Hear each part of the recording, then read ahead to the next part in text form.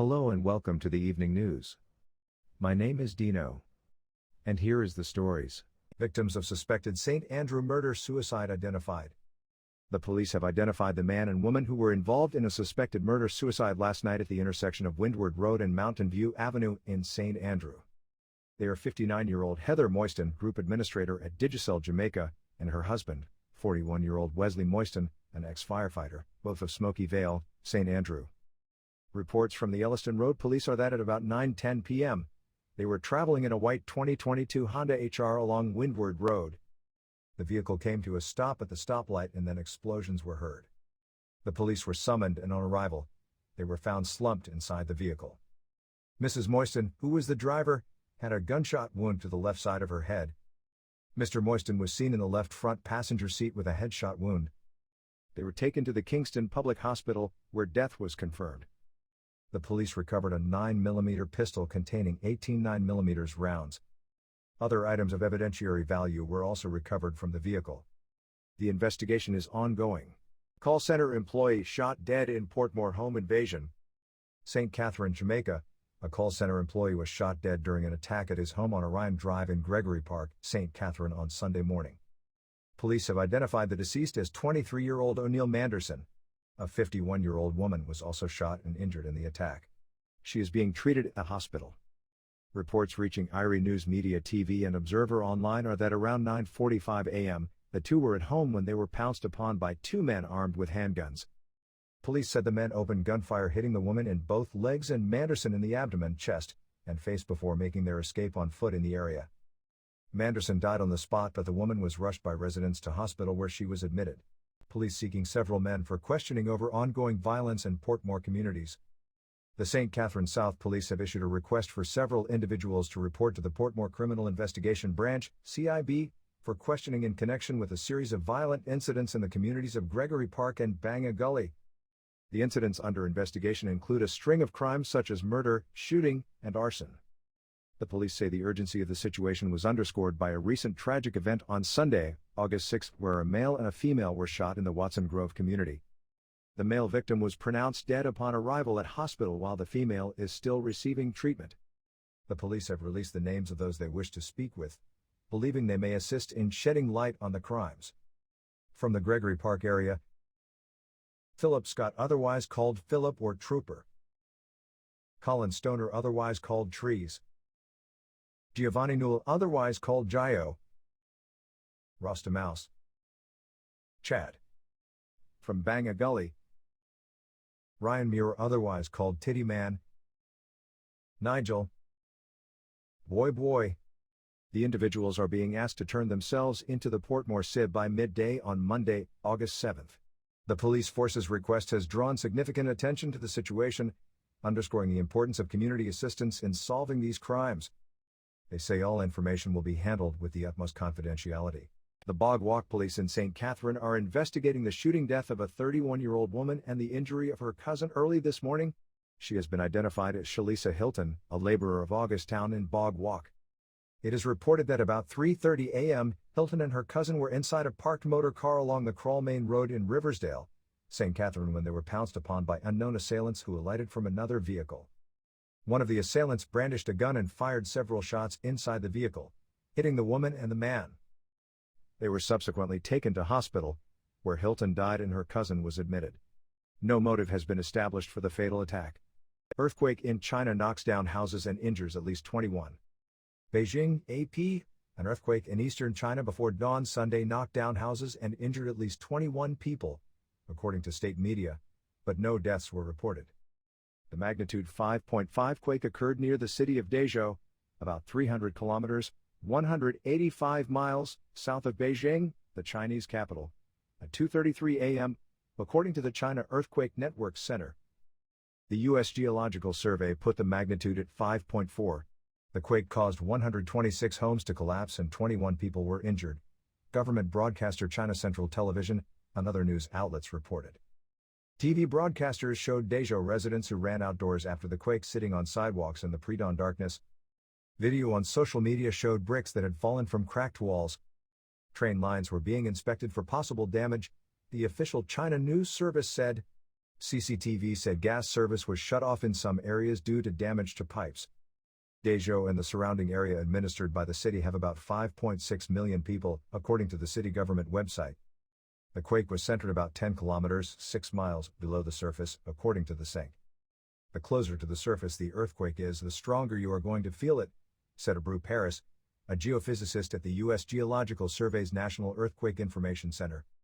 Tremors were felt in parts of Beijing, but authorities said no damage from the earthquake was found in the capital. Tiny Island, Power Punch. Sports experts hail Reggae Girls' historic W Cup run as crowning glory for Jamaica's independence celebrations. I don't believe that anyone can beat a Jamaican determined to succeed in any sports. That's the declaration from Princeton Boxill, former president of the Jamaica Football Federation, JFF. And over the course of the nation's 61 years of independence, this little Italawa country has been a dominant force on the world stage thanks to the dogged determination of our talented sportsmen and women. Many have defied the odds over the decades, as the Reggae Girls, the national women's football team, are now showing in a stunning display of Great Wall of China defense, dismissing more highly fancied rivals to emerge from the group stage as they advance in the 2023 FIFA Women's World Cup now underway in Australia and New Zealand. The girls have now advanced to the next phase of the tournament for the first time in the country's history. Jamaica have punched well above their weight in the competitions, and just like the Reggae Boys, when they qualified for France in 1998, they should not have been there. But, we don't take no for an answer. We push, and here they are, where no one expected them to be, Boxill told IRI News Media TV on Friday. The Reggae Girls' knockout qualification ricocheted around the world, sending fans dreaming and wanting more. They seem determined to play in the finals despite the many obstacles they faced getting to this stage. When the Reggae Girls were eliminated at the first round stage in their Women's World Cup debut in 2019 with 12 goals against and a single won for, they found themselves in a group which included Italy, Australia, and Brazil. No one expected them to win a game then, and they didn't. Italy beat them 5-0, Brazil 3-0, and Australia 4-1. When they were drawn with Brazil and France for the 2023 competition, the odds were essentially the same. But what did they do? They stunned France in the opener with a 0-0 draw for their first point, beat Panama 1-0 to secure their first win, and set sights on Brazil, the mighty Samba Queens from the Amazon, who needed a win to remain in the competition. Jamaica needed a draw to advance. They eliminated Brazil with a 0-0 tie and became a global sensation, with headlines of their achievement hitting the world, rivaling those which highlighted and documented the exploits of another great Jamaican, the global athletic icon, the Honorable Dr. Usain Bolt. Beyond awesome. What the Reggae Girls have achieved is beyond awesome, and every little girl in some corner of Jamaica who has been told she can play football will want to become a national representative, said Boxill. Even coach Vin Blaine, who parted ways with the team last May after 20 senior players signed a letter to JFF President Michael Ricketts demanding his resignation, expressed pride and joy at the progress made by the women's team. I am very happy for the Reggae Girls. This is just awesome. It's a great result and I won't be surprised if this takes them to the semifinals. And if they get there, I am not betting against them, said Blaine from his overseas base on Friday. Former chairman of the Premier League Clubs Association, PLCA, Don Anderson, said the draw with France was the biggest win for the girls. First of all, I offer my congratulations to the women footballers for what has been an excellent performance up to date. Having been drawn in the group with France and Brazil, I don't think too many Jamaicans were looking beyond the first round. But the match against France gave them the self-belief they could do it, so I was pretty confident going into the Brazil match that the girls could do it, Anderson told IRI News Media TV yesterday. That result versus France reminded me of the 100-meter men's final at the Beijing Olympics when Usain Bolt went out, set a new world record in destroying a world-class field of athletes in a superb sprinting display. The effect it had on the team was phenomenal. You could see that rising tide of determination on all the athletes, he recalled of the 2008 Olympics. Everybody wanted to do something special and set records doing it. They were totally inspired.